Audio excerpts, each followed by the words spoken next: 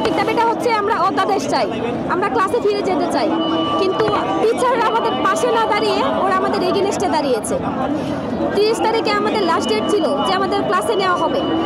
আমরা আমাদের বন্ধুরা যখন ক্যাম্পাসে যাই, আমি ইডেন ক্যাম্পাস থেকে এসেছি, আমাদের বলে যে তোমরা সেন্ট্রালের স্টুডেন্ট, তোমরা সেন্ট্রালে যাও। আর প্রশাসন থেকে কোনো ডিক্লেয়ার দিচ্ছে না অধ্যাদেশে। আমরা চাই যে অধ্যাদেশ দেয়, অধ্যাদেশে আমাদের চূড়ান্ত সমাধান। যদি অধ্যাদেশ দেয় আমরা আমরা আমরা আমরা আমাদের ক্লাসে ফিরে যেতে পারবো। আমরা পরিচয়হীনতাই ভুগছি, না বলতে পারছি 7 কলেজ, না আমাদের সেন্ট্রাল ইউনিভার্সিটি। আমরা চাই যে আমাদের অধ্যাদেশ দেয়, অধ্যাদেশের চূড়ান্ত সমাধান। অধ্যাদেশ দিলে আমরা ক্লাসে ফিরে যেতে পারবো। আমাদের অলরেডি একটা বছর নষ্ট হয়ে গেছে।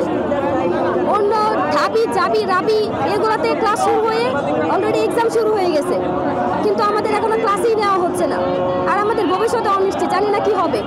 এতক্ষণ আমরা শিক্ষা ভবনের পাশে শান্তিপূর্ণভাবে অবস্থান করেছিলাম, কিন্তু ওরা কোনো ডিক্লেয়ার দেয় নাই, তাই বাধ্য হয়ে রাস্তা অবরোধ করছে। যতক্ষণ না পর্যন্ত আমাদের দাবি আদায় হচ্ছে, যতক্ষণ না পর্যন্ত অধ্যাদেশ দিচ্ছে। আপনারা স্লোগানে বলছেন যে সিন্ডিকেট, কোন সিন্ডিকেট? সিন্ডিকেট বলতে এখানে বোঝানো হচ্ছে টিচারদের। ওরা আমাদের পাশে না দাঁড়িয়ে আমাদের এগেনস্টে দাঁড়িয়েছে। টিচার আমাদের অভিভাবক, আমাদের পাশে দাঁড়ানোর কথা ওদের।